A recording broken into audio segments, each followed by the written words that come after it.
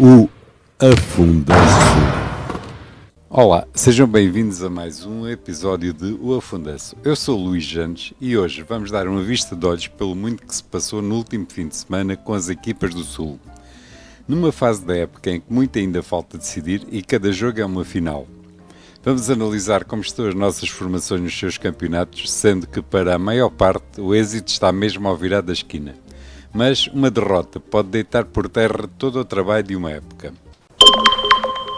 Vamos então começar, e como já é tradição com a Liga Betclic masculina, onde o Imortal não conseguiu efetuar o seu jogo contra o Cabo Madeira por problemas com as viagens aéreas. Até à data da gravação deste programa ainda não tenho conhecimento da nova data para a realização deste jogo. Mas, face aos resultados das restantes equipas do grupo, a situação é a seguinte. O Póvoa segue em primeiro, pois entrou numa fase menos boa da sua época e averbou uma derrota perante o Sangalhos, que já está despromovido. Enquanto o Jogueira venceu o Vitória de Guimarães. Isto fez com que o jogo do Cabo Imortal seja decisivo para as contas deste grupo, pois, caso o Imortal vença, cola-se ao Póvoa no primeiro lugar, mas, caso a vitória penda para o lado do Cabo, a situação fica de veras confusa, pois o Póvoa fica com 39 pontos, seguem-se 3 equipas empatadas a 38, Imortal, o Jogueira e o Vitória, e finalmente o Cabo com 37. No último, e como já disse, já despromovido, está o Sangalhos com 29 pontos, mas cheio de vontade de estragar a vida aos adversários. Está a ser um grande campeonato. Na Liga Betclic feminina terminou a primeira fase com o Imortal a receber e a ser derrotado pela equipa do Jogueira por 72-78, acabando assim a equipa algarvia por terminar esta fase com um registro menos positivo, porque leva 5 derrotas seguidas, sendo que para o campeonato desde 15 de janeiro que não consegue vencer. Dá a ideia que a brilhante participação na Taça Federação deixou a equipa esgotada.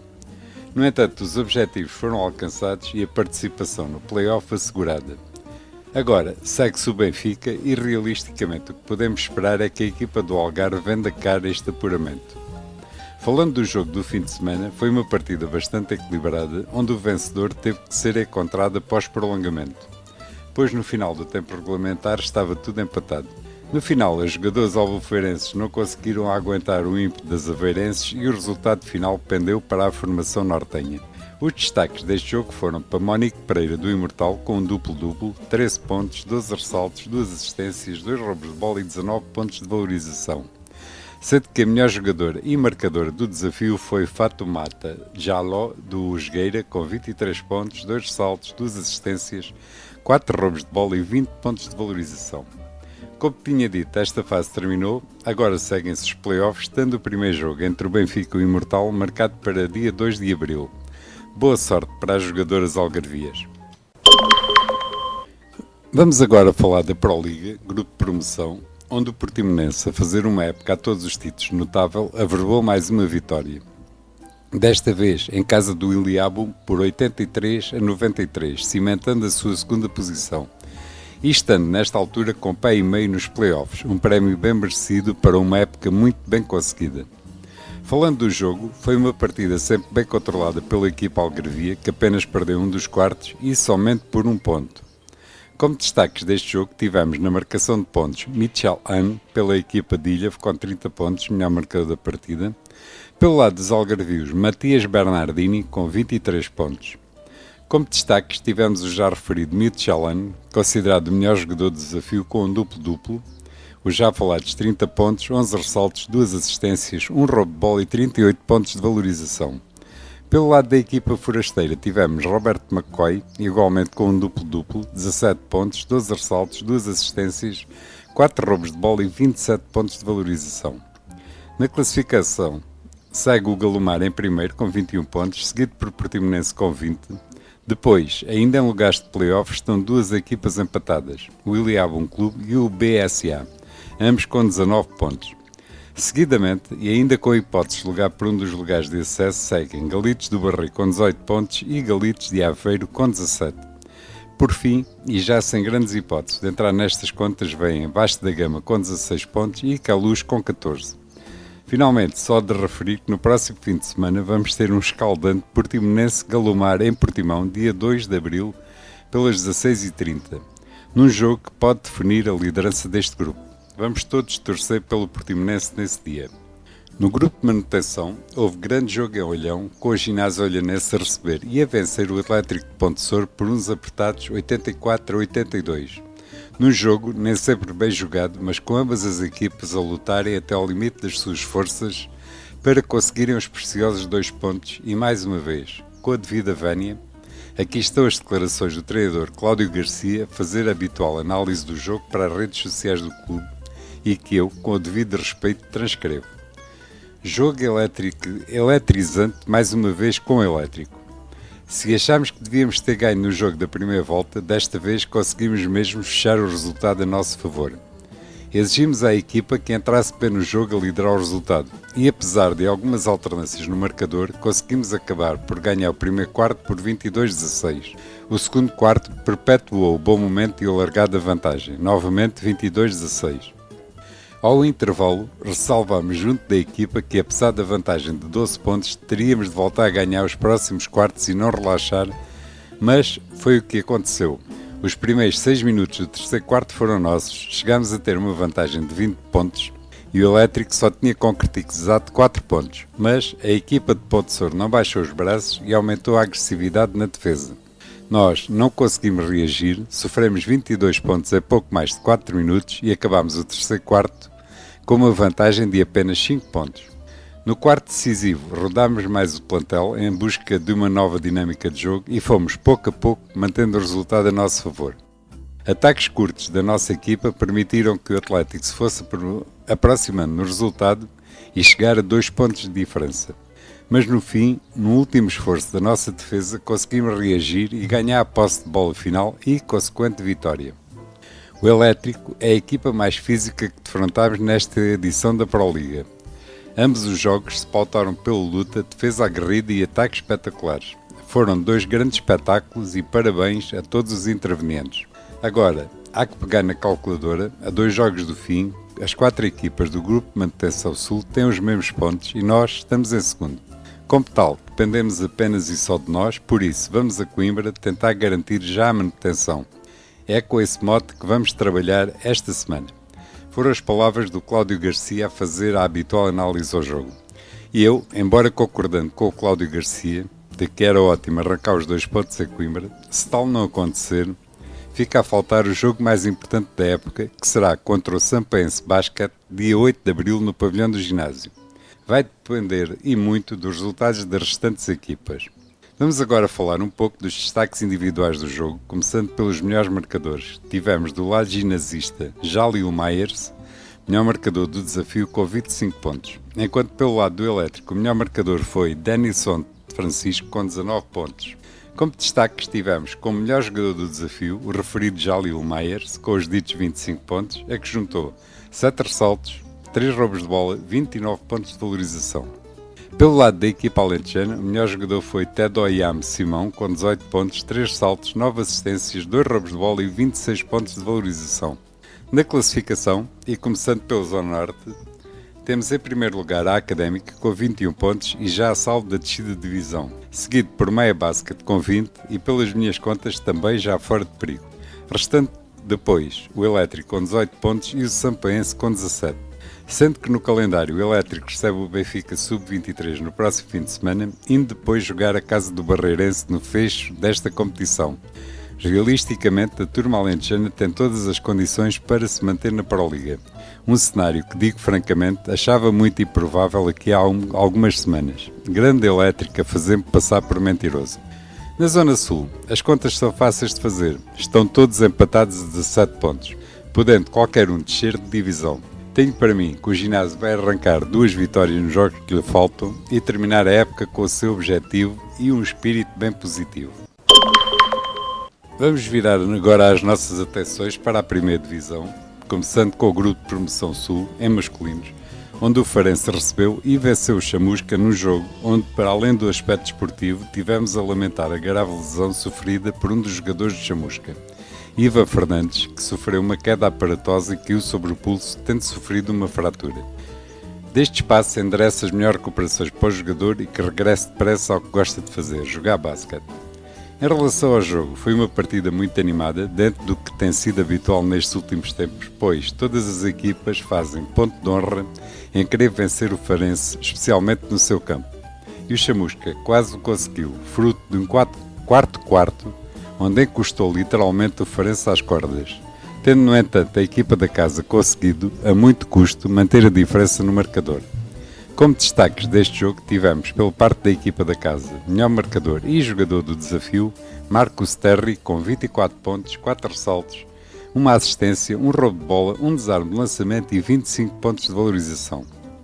Pelo lado da equipa do Chamusca foi Marco Francisco, um jogador muito interessante, sem aquele perfil que costumamos associar aos jogadores de basquete, mas um atleta fabuloso que jogou, fez jogar e foi o melhor marcador e jogador da sua equipa com 18 pontos, 4 ressaltos, 4 assistências, 2 roubos de bola e 16 pontos de valorização.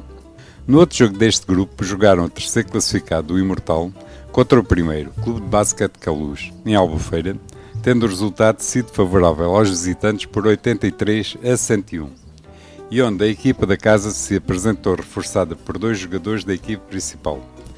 O Diogo Seixas, que regressou ao clube a semana passada, e outro, Guilherme Saiote, atleta normalmente convocado para a equipe principal. Mas tal não foi suficiente para conseguir levar de vencida a forte equipa do Queluz. Na classificação, o Queluz segue em primeiro, empatado em pontos com o Farense, ambos com 21 pontos, seguidos por Imortal Sub-23 com 18 pontos, Clube de Basquete da Chamusca com 17, estes no lugar de play-off, Física de Torres com 16, Passe de Arcos Clube com 15, Calipos com 13 e finalmente o Montijo Basket com 11.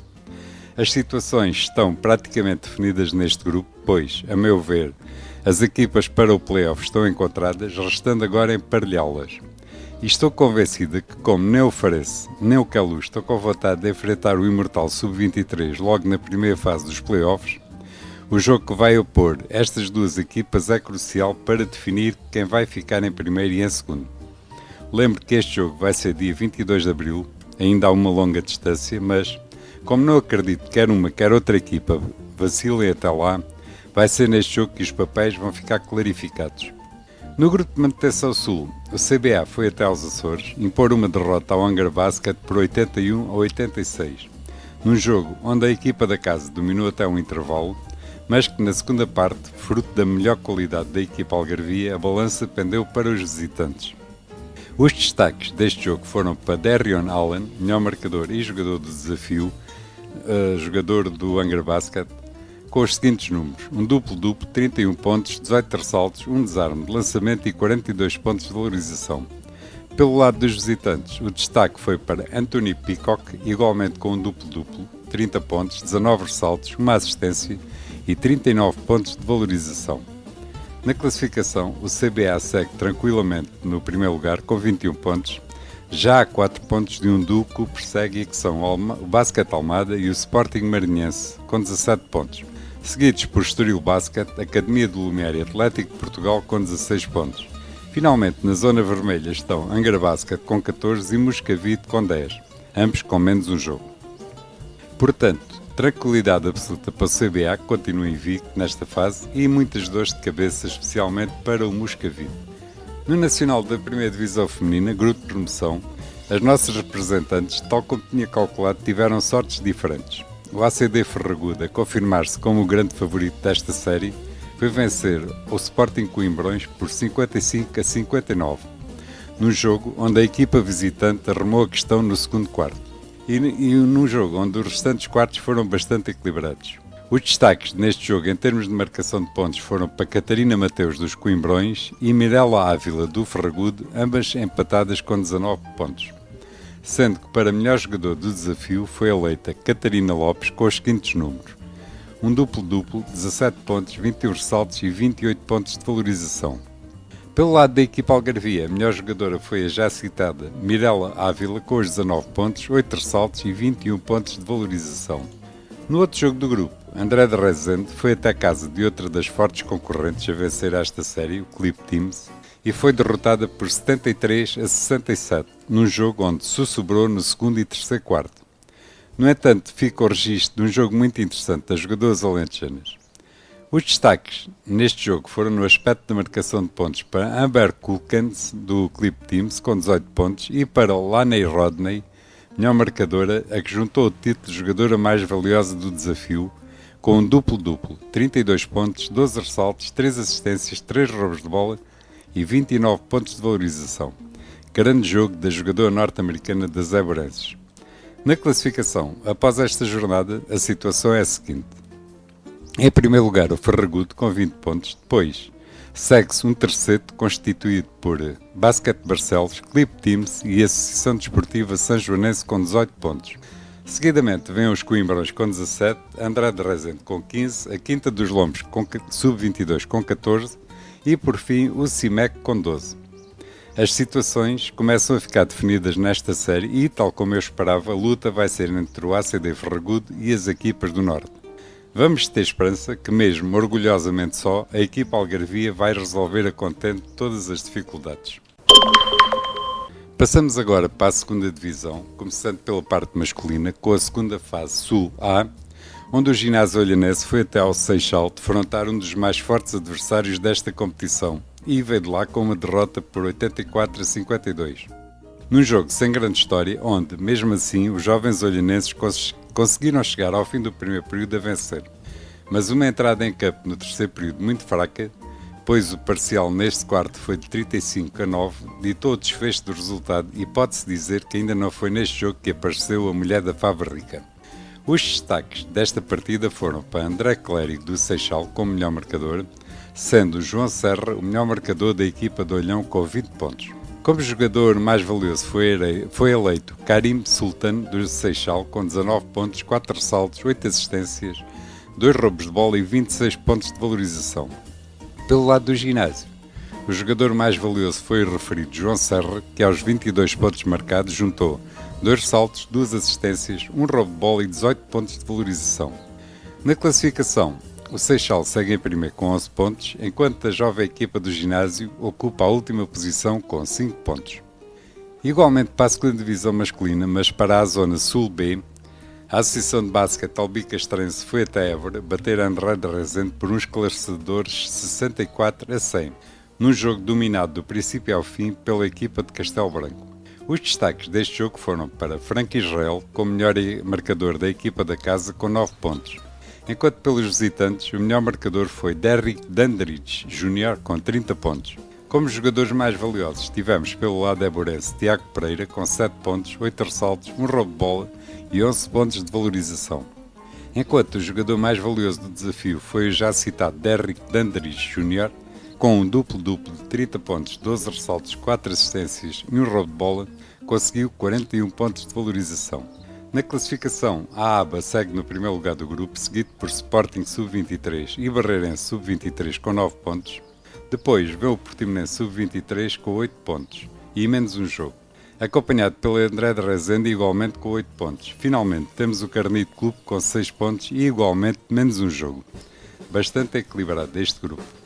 Para a segunda fase Sul B da segunda divisão feminina, o Farense recebeu e bateu o Odivelas Basket por 63-27, em mais um jogo bastante desequilibrado e onde o único ponto que deslustrou um pouco a festa foi a lesão da jogadora Mafalda Sousa, que sofreu uma forte pancada na cabeça e teve que ser evacuada para o hospital para exames. No entanto, após ser observada, a situação ficou controlada e, em princípio, já se encontra regularizada. Deste espaço, deixo aqui os votos de boas melhoras para a jogadora. Em relação aos destaques do jogo, foram para Catarina Rodrigues, do Farense, como melhor marcadora com 15 pontos, sendo que na equipa de Odivelas, a melhor marcadora foi Marcia António, com 12 pontos.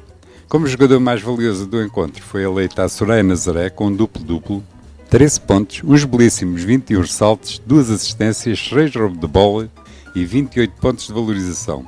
Pelo lado da equipa forasteira, o destaque foi para a já referida Márcia António, também com um duplo-duplo, com os ditos 12 pontos, a que juntou 14 ressaltos, 4 roubos de bola e 12 pontos de valorização.